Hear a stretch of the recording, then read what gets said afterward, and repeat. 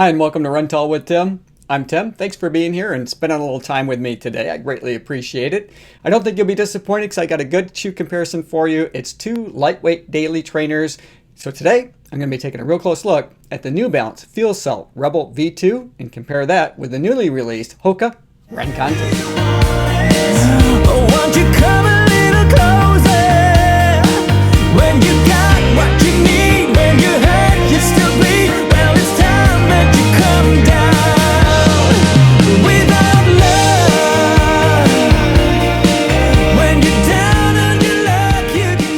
Now both of these are lightweight daily trainers, but they feel very different to run in. But before I get into it too far, I always like to demonstrate what it looks like to run in the shoes I'm about to review for you. So let's do that, but then when we come back together, I'm going to take a real deep dive into the New Balance Outsole Rebel V2 and the Hoka Rincon 3 to try to find out which is the better shoe for you.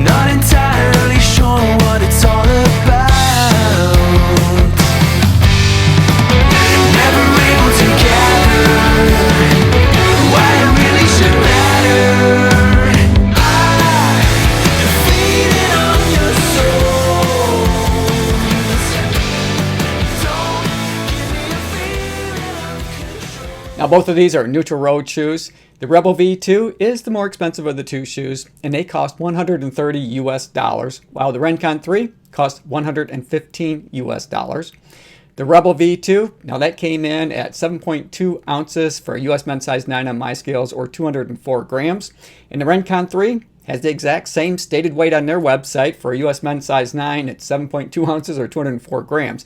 However, I did have to order my Rincon 3 down a half size.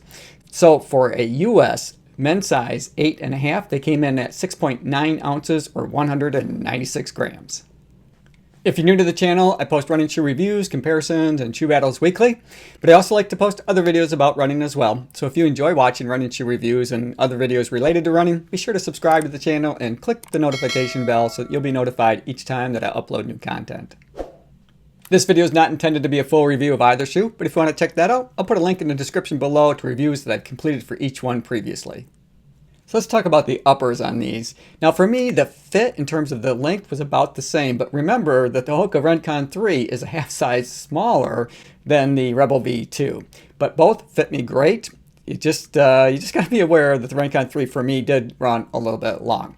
Now the upper on both of these shoes I found to be very breathable, but I like the V2 just a little bit better. It just seems to be cooler on foot.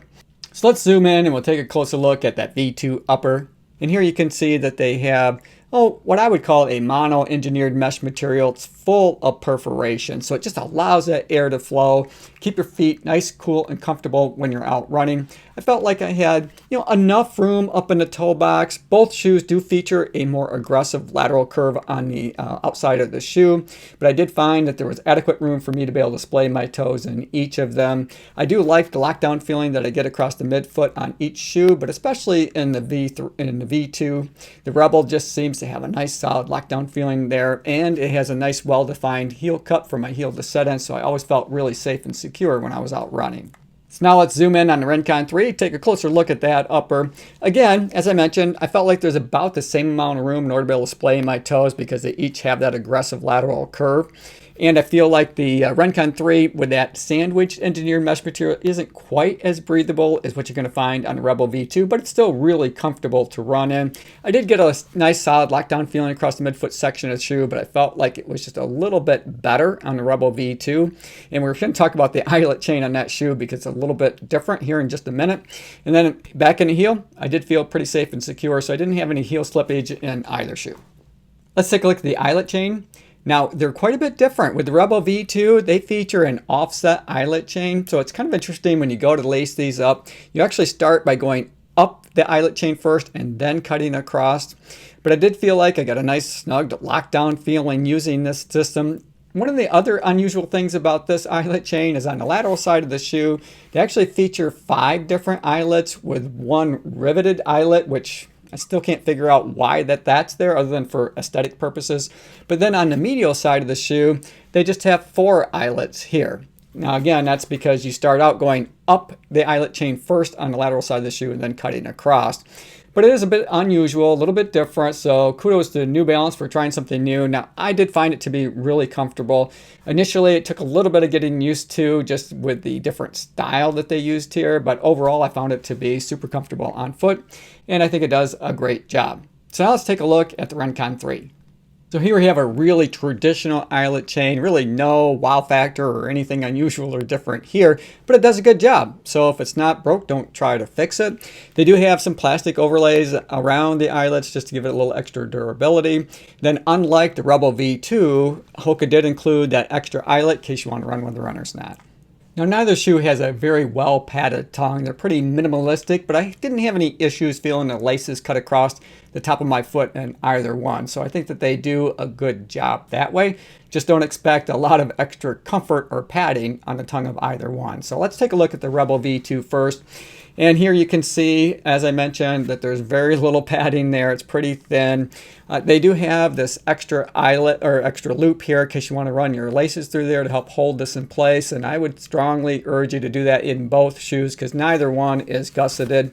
So it does tend to kind of want to move around just a little bit. Now, I didn't have any issues necessarily with it migrating while I was out running. The movement for me came in just trying to get my foot into the shoe because this tongue seems to want to fold in on itself with the Rebel V2. So I had to navigate just a little bit, tug and pull in order to be able to get these on, but not terribly bad. But if it was gusseted, I wouldn't have that issue. So I kind of wish that both shoes actually were gusseted, but for different reasons. Here it's just getting the shoe on my foot, but it feels pretty comfortable once it's on, and it has wide wings, wider than what you're going to see on the Rincon 3. So it lays nice and flat across the top of my foot. Now with the Rincon 3, again, just about the same deal here. You know, it's got a really thin tongue, really no extra padding at all. As I mentioned, it's not gusseted. The difference between the kind of why I would like to see a gusset on both shoes is this shoe does tend to be a little bit short here in the tongue area, so my laces actually kind of cut across that little bit of a notch there, and so it wants to kind of creep down a little bit, or my laces are trying to creep up. Either way, the migration for the Rincon 3 tongue is more up and down, but it does lay pretty flat across my midfoot. I didn't have any issues with it, going side to side. It's just that up and down part that got to be a little bit annoying at times. Now both shoes have a moderate amount of padding around the heel collar and the tab, but plenty to keep you comfortable when you're out running. Didn't have any issues with either one that way. With the Rebel V2, it does have this nice area for your Achilles to rest in. I found that to be really comfortable. The heel counter is somewhat of a traditional style heel counter, although it does come up just slightly higher than what you're going to see in the Rincon 3, and there's no pull tab to help get your shoes on with the Rebel V2 either. Then as we take a look at the Rincon 3, you can see that it's got just a little bit more padding around that heel collar and the tab, but it's pretty close to being the same. But again, both shoes were really comfortable. And then the heel counter does have that traditional heel counter. It doesn't come up quite as high as what we saw in the Rebel V2, but they do have this little pull tab here to help get your shoes on. So let's take a look at the heel counter on each of these, starting with Rebel V2 first. I'll put it up on my shoulder, give it the pinch test. Here you can see that it has just a little bit of structure back here as I pinch it together, or as I try to push forward on that heel area. Really where the structure is, they got it somewhat outlined here, so that's where the additional material is. You get beyond that, up towards the top of that heel counter, it gets a little bit flimsy there, but I didn't have any issues with my heel slippage really in either shoe. You're just going to find a little bit more structure, however, in the Rincon 3. As I pinch that together, it's noticeably more structure back here, so adding maybe a little bit more stability or that stable feeling to your heel.